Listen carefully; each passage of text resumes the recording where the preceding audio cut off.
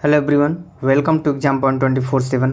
Friends, आशा और उम्मीद करते हैं आप स्वस्थ और मस्त होंगे और आपकी तैयारी बहुत ही अच्छी चल रही होगी।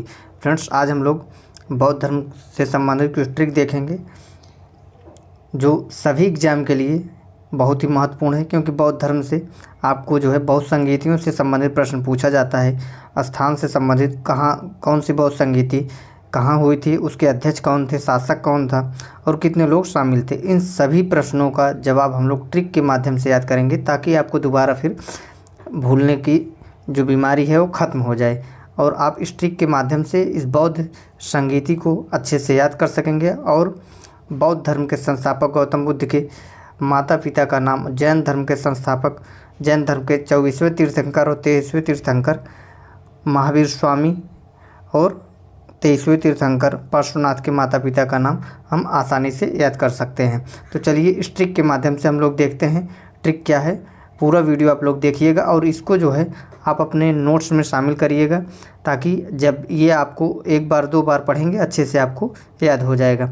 और आप अपने सामने इस ट्रिक को लिख के दीवार पे चिपका लीजिएगा, जिससे जब भी आप की निगाह जाए, ताकि आपको ये बार बार रिवाइज हो और आपका ये तैयार हो जाए। तो चलिए देखते हैं। सबसे पहले माता पिता यानी गौतम बुद्ध के माता पिता और जैन धर्म के जैसे महावीर स्वामी के और पार्श्वनाथ के माता पिता का नाम याद करने की ट्रिक क्या है, उसके विषय में देखते हैं। आप लोग देख सकते हैं ये ट्रिक है अवशत्र शुरु माया। ये अव से क्या हो गया अश्वसेन और व से वामा। ये किसके माता पिता हैं? ये पार्श्वनाथ के हैं। पार्श्वनाथ कौन थे? ये जैन धर्म के 23वें तीर्थंकर थे। और शत्र से हो गया सिद्धार्थ और त्रिशला। ये महावीर स्वामी, ये जैन धर्म के 24वें तीर्थंकर हैं। इनके माता पिता का नाम है। और शुरू से हो गया शुद्धोधन, माया से हो गया महामाया।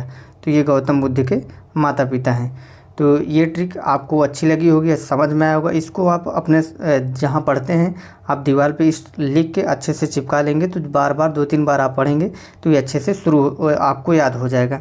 अवशत्र शुरु माया 2-3 बार आप ऐसे बोल के फिर आप जो है देखेंगे तो आपको अच्छे से याद हो जाएगा। अवशत्र शुरु माया, आ से हो जाएगा अश्वसेन, व से वामा, सा से हो जाएगा सिद्धार्थ और त्र से त्रिशला हो जाएगा। शुरू से यानी शुद्धोधन, माया से महामाया। तो इस तरह आप जो है बौद्ध धर्म और जैन धर्म के जो है माता पिता, जैसे गौतम बुद्ध के माता पिता, महावीर स्वामी के और पार्श्वनाथ के माता पिता अच्छे से याद कर सकते हैं, क्योंकि एग्जाम में कई बार पूछा गया है। अब हम लोग देखते हैं बौद्ध संगीति। बौद्ध संगीति बहुत ही इम्पॉर्टेंट है, कई बार एग्जाम में देखने को मिलता है और बहुत से लोगों को भूलता है कि स्थान प्रथम बौद्ध संगीति किस जगह हुई थी, द्वितीय, तृतीय, चतुर्थ, उन सभी को हम लोग ताकि दोबारा भूले ना इस ट्रिक के माध्यम से देखते हैं। तो चलिए देखते हैं ट्रिक क्या है बौद्ध संगीति याद करने की। सबसे पहले हम स्थान देख लेते हैं, किस स्थान पे बौद्ध संगीति हुई। पहले बात करें कितनी बौद्ध संगीतियाँ हुई, टोटल 4 बौद्ध संगीतियाँ हुई थी। तो अब देखते हैं स्थान कौन कौन से स्थान पे बौद्ध संगीतियाँ हुई थी। तो इस ट्रिक की बात किया जाए तो राव पाक ये जो है स्थान की ट्रिक है। र से हो जाएगा राजगिरी, व से वैशाली और प से पाटलिपुत्र और क से कुंडलवन। तो ये जो है राव पाक जो है ये बौद्ध संगीति की स्थान की ट्रिक है। और कब हुई थी, सन की बात किया जाए, प्रथम बौद्ध संगीति जो राजगिरी में हुई थी वो कब हुई थी? 483 ईसा पूर्व। कब हुई थी? 483 ईसा पूर्व हुई थी। और जो ये वैशाली है ये कब हुई थी? द्वितीय बौद्ध संगीति वैशाली में हुआ था 383 ईसा पूर्व हुआ था ये, ठीक। और पाटलिपुत्र की बात किया जाए, पाटलिपुत्र ये तृतीय बौद्ध संगीति है, ये इसमें 250, कब? 250 ईसा पूर्व। और चतुर्थ बौद्ध संगीति का स्थान कौन सा है? कुंडलवन। ये कब हुआ था? 100 ईस्वी में।